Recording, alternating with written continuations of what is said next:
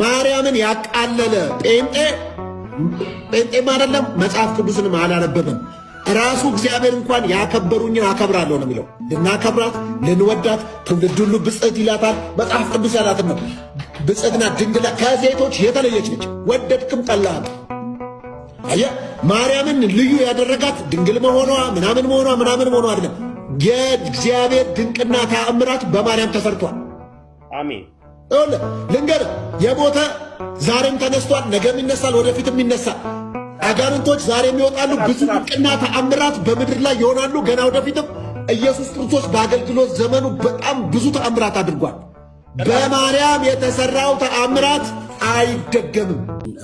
በተለይ ከእናንተ ከኦርቶዶክሳውያን ያልጠበቅኩት ነገር እናንተ እኮ የራሳችሁ አስተምህሮ አላችሁ አይደል? እንዲህ ሁሉን ነገር እኮ ገበና አታውጡትም። ንስሐ አባት የሚባል አባቶች የሚባሉ ሄዳችሁ የምታወሩባቸው ጠጋ ብላችሁ ወደ ልባቸው ወደ ደረታቸው ቀርባችሁ የምታወሩበት ባህልና ቀኖና ይሁን እንግዲህ የቤተክርስቲያን አስተምሮ አላችሁ እኔ እስከማውቀውና ያንን የት እያጠፋችሁት ነው? እንደዚህ መጥቶ መቦጫጨቅ የጀመራችሁት ራሱ በአደባባይ እንዲህ ይበል እንዲህ አይበል መባባል የጀመራችሁት እኮ የእናንተ እንኳን ይሄ በቤተክርስቲያናችሁ እያገለገለ ያለና ጠቃሚ የሆነ ልጅ እኔ አመስግኛቸዋለሁ። እሱን ተሜን፣ ነጋዲሳን፣ አኪለን የተለያየ ቦታ እንኳን ብንቆም የተለያየ አስተምሮ እንኳን ቢሆን ኦርቶዶክሳውያን መጽሐፍ ቅዱስን የበለጠ እንዲያነቡ ተጽዕኖ አድርገዋል።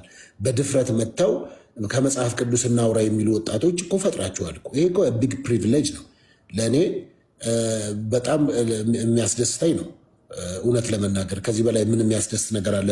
በወንጌል ጉዳይ የምንነጋገራቸው ወንድሞች ማግኘት የፈለገ መምጣት ብታምኑም ባታምኑም በእኔ ህይወት ላይ ለውጥ አለው።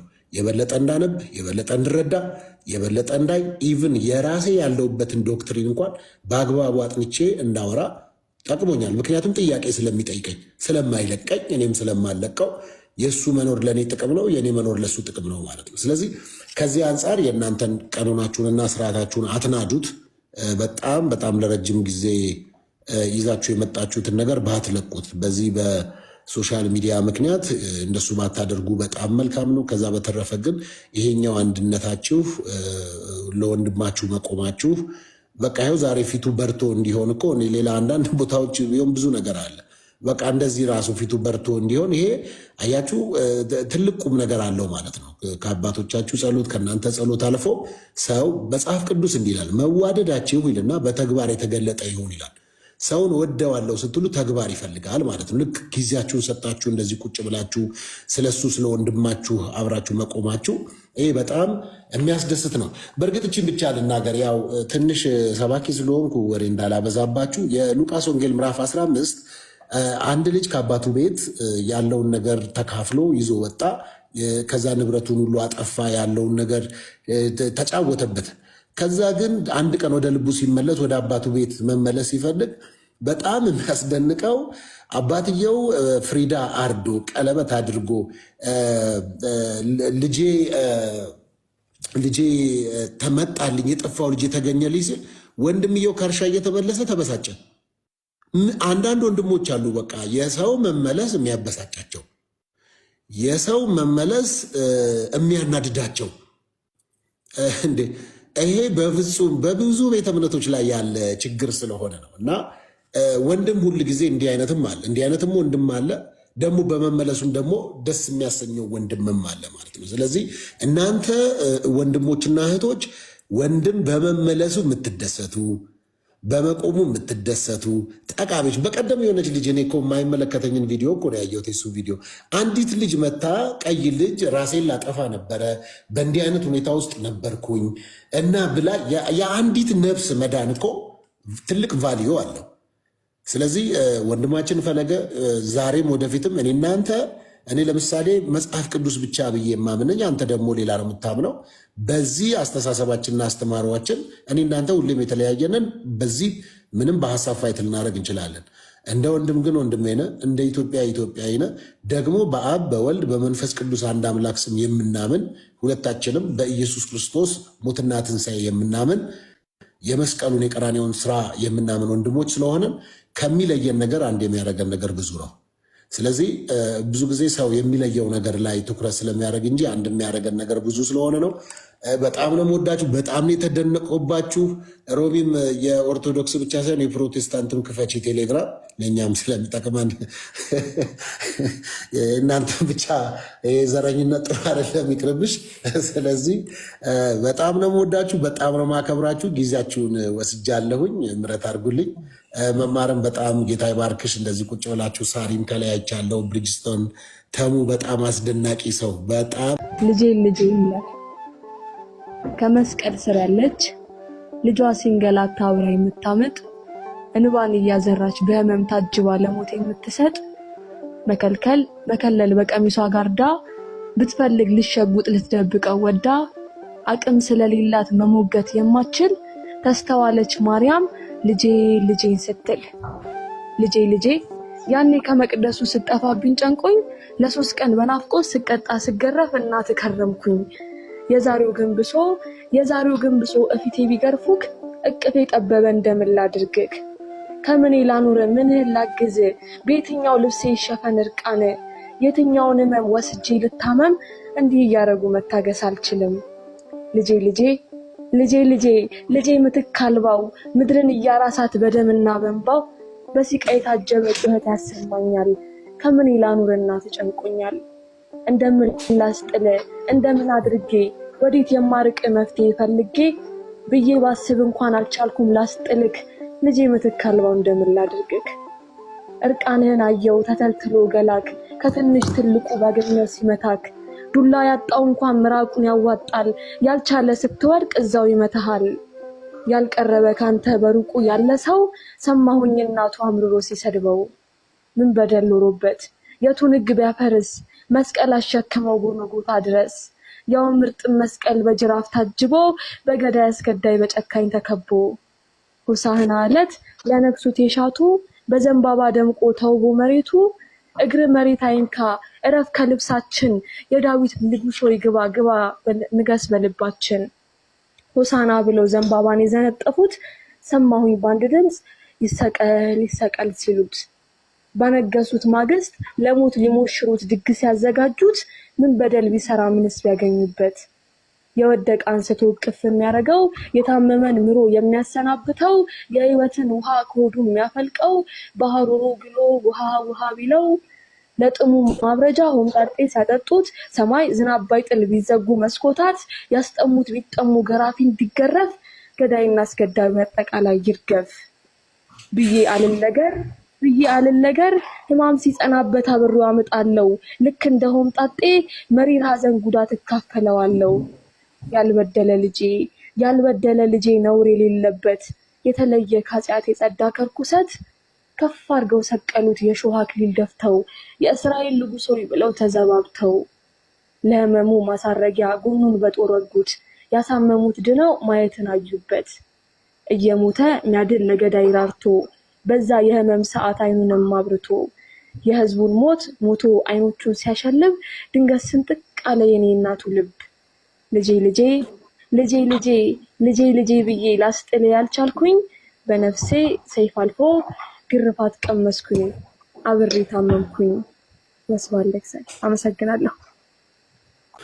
በዚህ አጋጣሚ እስካሁን ከሰማኋቸው የእምነት ሰዎች መካከል ቁም ነገር ለኦርቶዶክስ እምነት ተከታዮች አብዛኞቻችሁ ተደንቃቸዋል። አብዛኞቻችሁ የኦርቶዶክስ እምነት ተከታዮች የሚያስተምሩት መንገድ ትህትናቸው፣ ከምንም ነገር በላይ ትህትናቸው ቁም ነገር አጨብጨቡላቸው።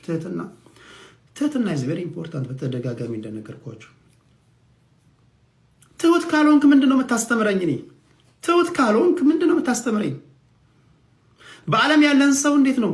ለዚህ ማኔ በዓለም ስንት ከጎረምሳ ጓደኞች አሉ፣ ስንት በዓለም ያሉ ጓደኞች አሉ። ከነሱ ጋር አልቀመጥም እንዴ? አንተ ያለበት ቦታ እኔ ካለሁበት ቦታ በምንድን ነው የሚሻለው? ግራህን በመታ ቀኝን የምትሰጠኝ አይነት ነገር ነህ መጽሐፍ ቅዱስ እንደሚናገረው። ብሰድብህና ባጥላላ እግዚአብሔር ይቅር ይበልህ አላህ ይቅር ይበልህ ምትል ነህ ወይስ የባሰው ነው? ቁም ነገር አንዳንዶቻችሁ ቁም ነገር ምንድን ነው መንፈሳዊ ሲባል እኮ መንፈሳዊነት ሲባል ወይም ደግሞ ምድርን ክዳችሁ ህይወታችሁን ወይም ራሳችሁን ለቀጣዩ ዓለም እያዘጋጃችሁ ከሆነ በጣም ትሁት መሆን አለባችሁ። በዚህ ዙሪያ ላይ በጣም መመስገን ያለባቸው ልደት የኦርቶዶክስ ልጅ ነው። ልደት የሚባል ልጅ በጣም ምስኪን ልጅ ነው። መዝሙረ ያሬድ በጣም የሚገርም ልጅ ነው። በጣም ትሁት ነው። በጣም ትሁት ነው። እብነ ነው ማን ነው? አስታውሱኝ ስሙን። እብነ የሚባል በጣም የሚገርም ትህትና ነው ያለው። ብሉይ ነው ማን ነው? ብሉይ የሚባል ብሉይ የሚገርም ፈለገ የሚገርም ነው። ብሉይ የሚገርሙ ናቸው። ሌላው ከፕሮቴስታንት እምነት ተከታዮች ኤፍሬም ባለጊዜው በጣም ምስኪን ናቸው። ኤፍሬም ባለጊዜው በጣም ምስጋና ይገባቸዋል። ዮሐድ ነው ዮሐድ ነው። ስለዚህ ከዚህ በኋላ በማደርገው ውይይት በገዛ ቤቴ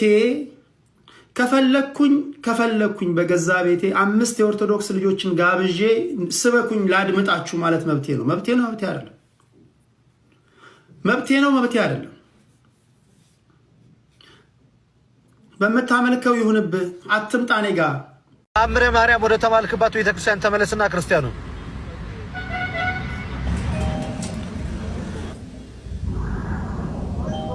የሚገርም እኮ ስም እኔ ልደት መልካም ልጅ ነው። እውነት አሪፍ ነው። እኔም ደግሞ ማገዶ አልፈጅም። አረ እያየን አንተ ልብ ወደ ቤተክርስቲያን የሆነ ሰው ነህ።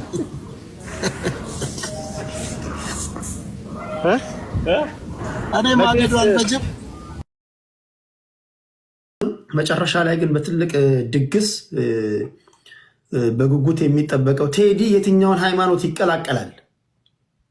አይ ቲንክ የሆነ ሰስፔንስ ሊሆን ይችላል። አይ ዶንት ኖ ልብ አንጠልጣይ ሊሆን ይችላል። ቁም ነገር ቀልድ አይደለም ያዝኩት። መጨረሻ ላይ ግን የሆነ ሃይማኖት ተቀላቀይ በይፋ ነገራቸዋል። ግን በደንብ አድምቼ ማወቅ አለብኝ። አንዴ ከገባው አልመለስም።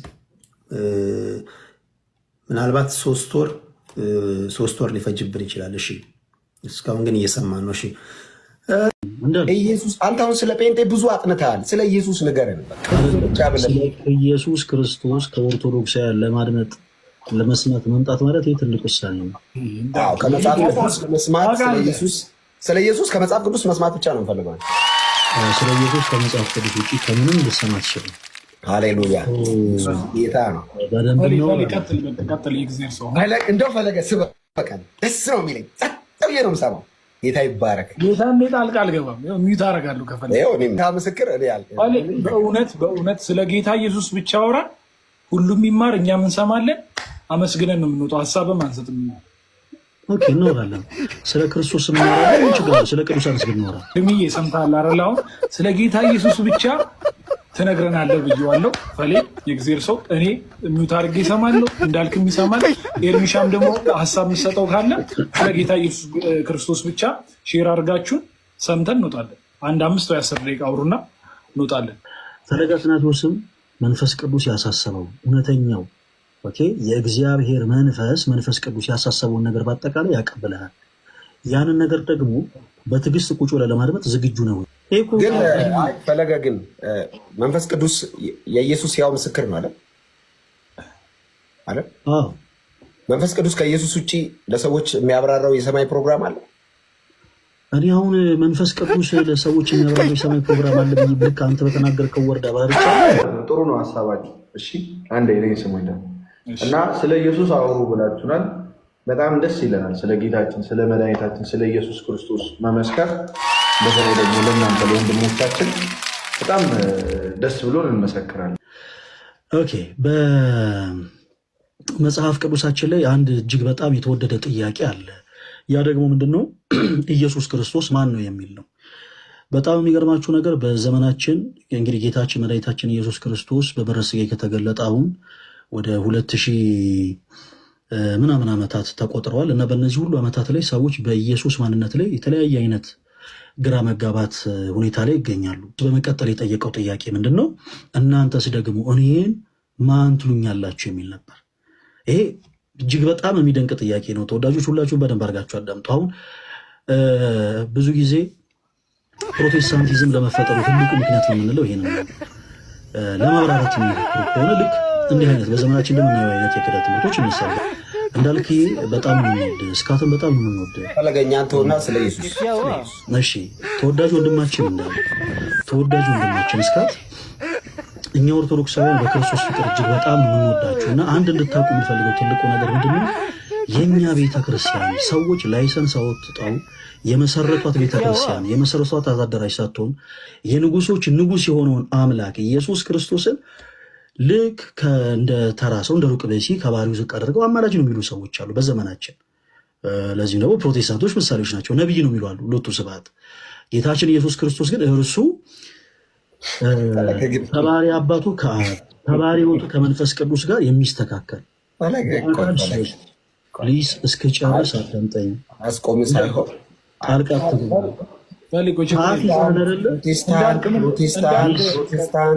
ፕሮቴስታንት እስክጨርስ አዳምጠኝ። ችግር አለ? ዘለፋ አይደለም እኮ የተናገርኩት እኮ። ምን ችግር አለው? ፕሊስ እባካችሁ ተረጋጉና ሁለታችሁም አዳምጡ እስኪጨርስ። ፖለቲካ አትስራ ፈለገ። ፕሮቴስታንት ፖለቲሻን አይደለሁም።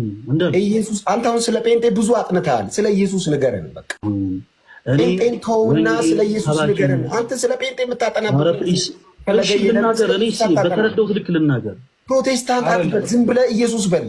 አንተ ስላልከኝ አይደለም እኮ ኢየሱስ ንገረኝ። የምናገረውን ነገር እናንተ ልታርሙኝ አትሞክሩ።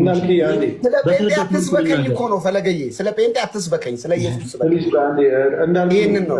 ስሜቴ ከሆናችሁ መቀጠል አካሄድ ነው እንጂ ስሜት በጣም ስርዓት ይዤ ነው የጠየኩ። ጴንጤን ተውና ኢየሱስ ላይ ፎከስ አድርግ። ኢየሱስ ላይ ኦኬ። ጨዋ ስትሆኑ እውቀት ሲኖራችሁ ሰዎች ራሳቸው ስማችሁን ሜንሽን ያደርጋሉ።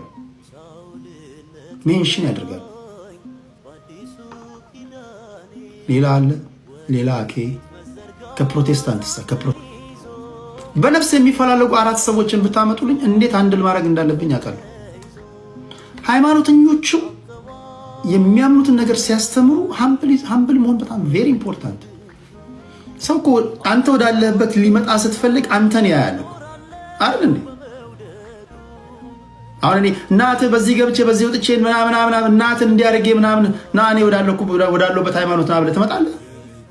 እኔ ሳልለወጥ ማለት ነውና እነ መዝሙር ምናምን የምትሏቸው በጣም ሀምብሎች ናቸው። እንትና ማን ነው እንትና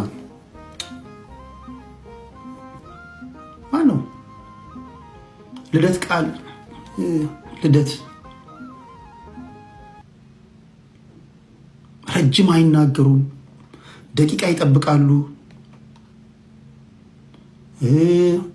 ዘለፋ እንኳን ሲሆን ይሄ ዘለፋ ነው አስቆም የሚሉበት መንገድ ኢትስ ቬሪ ኢምፖርታንት።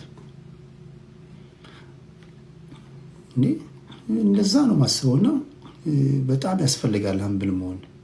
በኢትዮጵያ ኦርቶዶክስ ቤተክርስቲያን የተወሰኑ ወጣቶች ፈለገ፣ አኪለ፣ ጋዲሳ፣ ተመስገን፣ ልደት እኔ ማላቃችሁ ሰዎች እነ ኢዮብ ምናምን የምትባሉ ልጆች የኢትዮጵያ ኦርቶዶክስ ቤተክርስቲያን አማኞች መጽሐፍ ቅዱስን እንዲያነቡ በደንብ አድርጋችሁ ተጽዕኖ አድርጋችኋል።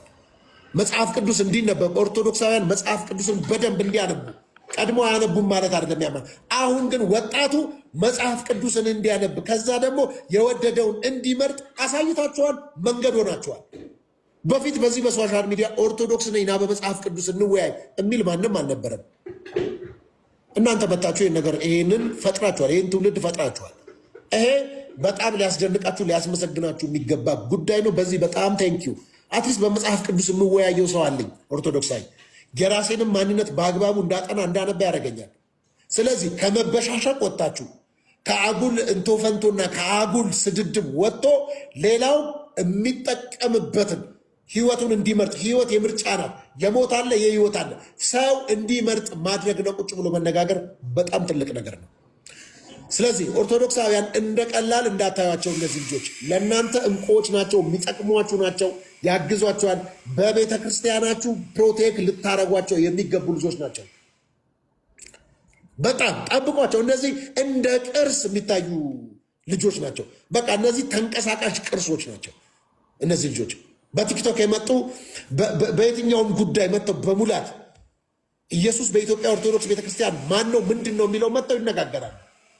የሚናገሩት ነገር ልክ ይሁን ልክ አይሁን ጳውሎስ ከእውቀት ከፍዬ አውቃለሁ ነው የሚለው።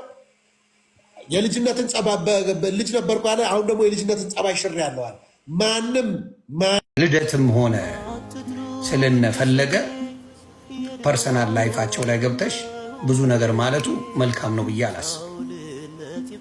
እስ ነው ናይስ። ፈለገን ወጣት ነው፣ ልደት ወጣት ነው። እኔ በጌታ ስለሆንኩኝ ማንንም መጥላት አልችልም። ፐርሰናል ላይፋቸው ላይ ትዳራቸው ላይ ሰምር ይችላል፣ ትዳራቸው ጥሩ ላይሆን ይችላል። ያ ሆነ ማለት ግን ስማቸው ይጥፋ ማለት አይደለም። የሰጠሻቸው ስም ተቆርጦ ተልኮልኝ አዝኛል።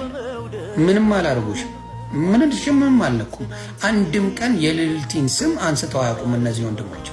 ኔቨር ዲድ። አንድም ቀን ፈለገ ብትለው ልደት ብትለው አንድም ቀን መጥፎ ነገር ሲናገሩ አንቺም ሰምቼ አላውቅም። እኔንም እንኳን ክፉ አልተናገሩም። ልደትም ሆነ ፈለገ ምንም ክፉ ነገር አልተናገሩኝም። እኔ ኔቨር ዲድ። ስለዚህ ያላሉትን አሉ ተብሎ ሲባል ይደብረኛል። ታይ እዛች ቅድስት ቤተክርስቲያን ውስጥ ተገኝቶ ስጋውን በልቶ ደሙን ጠጥቶ እርሱን ማምለክ ለእርሱ መገዛት ብቻ ነው የሚቀረው። እና ጆሴ ምኞት አይከለከልም። ሰው በጣም ስለምወድ ስለ እውነት በጣም በጣም በጣም ስለማከብር ይህንን ምኞት ለአንተ እመኛለሁ። እግዚአብሔርም አያሳፈረኝም። እግዚአብሔር አምላክ መልካም ነገሮችን በአጠቃላይ ይፈጽማል ያደርጋል። የጠየቁትን የማይነሳ የለመኑትን የማይረሳ አምላክ ነው። መድኃኔ ዓለም ክርስቶስ አንተንም ወደ እውነተኛው መንገድ መልሶ እርግጠኛ ነኝ እቺ ያመቅናትንም ባያፈሰስናት እንደምንደሰት እርግጠኛ ነኝ።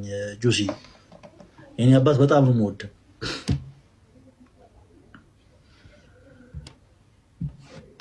ይሄ ይውረድ ይውረድ ይውረድ፣ ይሄ ይውረድ፣ ታች ይውረድ። አንተ ረፍ እግዚአብሔር ስማ፣ እውነት ነው ጆሲ ነገር አቃል የሆነ ነገር ተሰማኝ። ጌታን እግዚአብሔርን ነው ማለት ብቻ ብዙ አላወራም፣ ግን የምር በጣም በጣም ምርጥ ሰው ነው። በጣም ከልብ እግዚአብሔርን በጣም ግን በቃ